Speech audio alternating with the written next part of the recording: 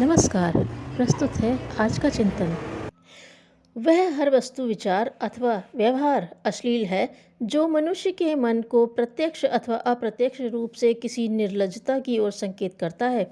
किसी भी प्रकार की अश्लीलता, फिर चाहे वह वैचारिक हो अथवा व्यावहारिक, हम मनुष्य कहलाने वाले लोगों को शोभा नहीं देती।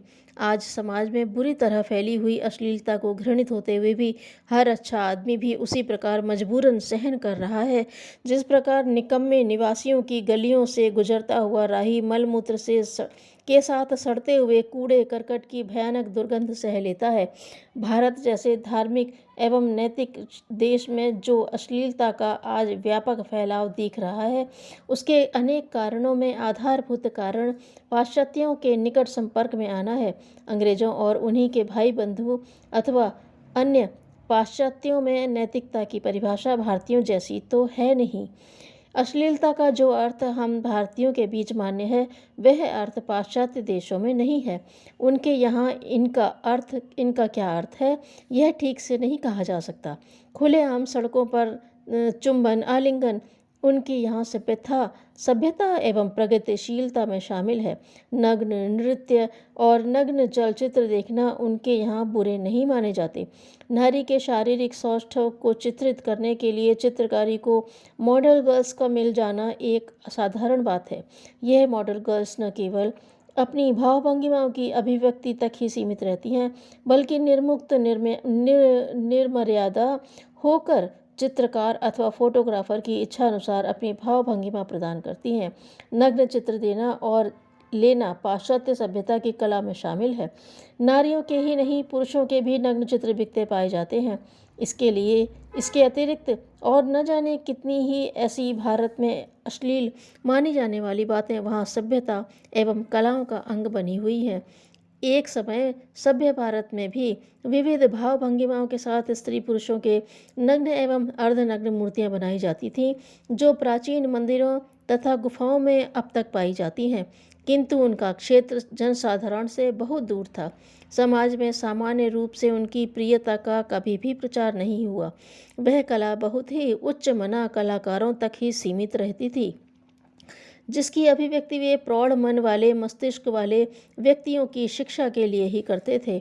उस समय की अर्धनग्न मूर्तियाँ अथवा चित्र केवल मानवीय ज्ञान के लिए ही बनाई गई थीं, मनोरंजन अथवा उत्तेजना के लिए नहीं। इतने पर भी भारत ने उनको कभी अपनी जन सभ्यता में शामिल नहीं किया। इसके अतिरिक्त एक समय का साहित्य भी कुछ कुछ अश्लीलता के निकट आ पहुंचा था। वह काल रीतिकाल कहा जाता है। मुख्यतया नायिका भेद पर आधारित रीतिकालीन साहित्य का कुछ अंश और कतिपय कवि निसंदेह शालीनता की परिधि लांघ गए हैं। फिर भी जनसाधारण में इसका बहुत ही कम प्रचार था। जनसाधारण में तुलसी, सूर, नंददास, कबीर जैसे भक्तिकालीन कवियों का भक्ति साहित्य की अभिरुचि प्रचार एवं पठन पाठन की प्रमुखता पाए हुए था। रीतिकालीन श्रृंगार साहित्य तत्कालीन बादशाहों की प्रेरणा का फल था, और वह वास्तव में विलासी राजा, नवाबों और बादशाह के दरबार तक अधिक सीमित ही रहा है।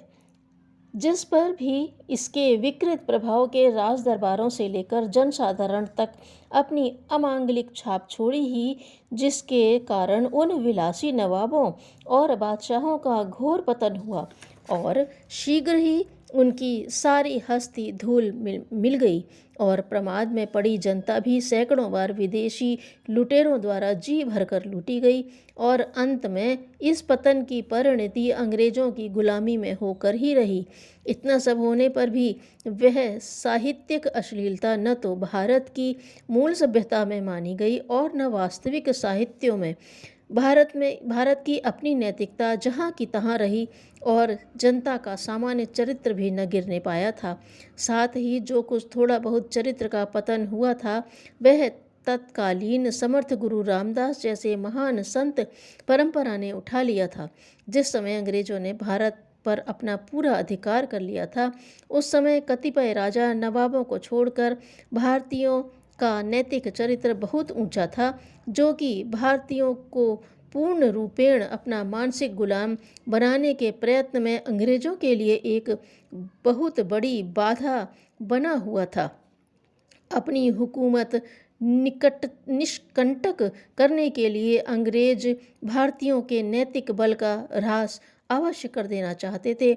इसलिए उन्होंने पद पदवी और संपर्क का जाल बिछाकर भारतीयों को जाल में फंसाना शुरू कर दिया। अंग्रेजों की नीति सफल हुई और भारत की भोली भाली जनता अपनी नैतिक हानि कर बैठी। अंग्रेज प्रभुओं की कृपा से लाई गई यह अश्लीलता बढ़ते बढ़ते आज कहाँ पहुँच गई है, इसे देखकर तो हृदय ग्लानि से भर उठता है। राधा कृष्ण युगल की तो चित्रकारों ने मिट्टी खराब कर रखी है। अब तो कला और स्वाभाविकता के नाम पर उमा महेश्वर तथा मर्यादा पुरुषोत्तम भगवान राम और सती शिरोमणि माता सीता के अदर्शनीय चित्रों की भरमार होती जा रही है। ऐसी ऐसी अश्लील भंगिमाओं और अभद्र मुद्राओं के चित्र बनने बिकने और टंगने लगे हैं, जिन पर दृष्टि पड़ते ही आंखों पर हाथ रखना पड़ता है और भारतीय समाज का वह भयानक चित्र सामने आता है कि आत्मा कांप जाती है। सिनेमा का प्रचार तो था ही, अब प्रत्येक हाथ में मोबाइल पर भी फूहड़ भद्दे अश्लील वीडियो बनाने की होड़ लगी हुई है। शीघ्र ही अश्लीलता के इन प्रचारों पर प्रतिबंध न लगाया गया अथवा जनता ने इनका स्वयं बहिष्कार न किया तो वह दिन दूर नहीं कि संसार में नैतिकता एवं शालीनता का एकमात्र शेष स्थान भारत भी फ्रांस, इटली और अमेरिका जैसा बन जाएगा और अश्लीलता का अजगर इसको आमूल चूल निगल कर इसके महान गौरव को भी समाप्त कर देगा। मनुष्य जो कुछ बोता है वही काटता है।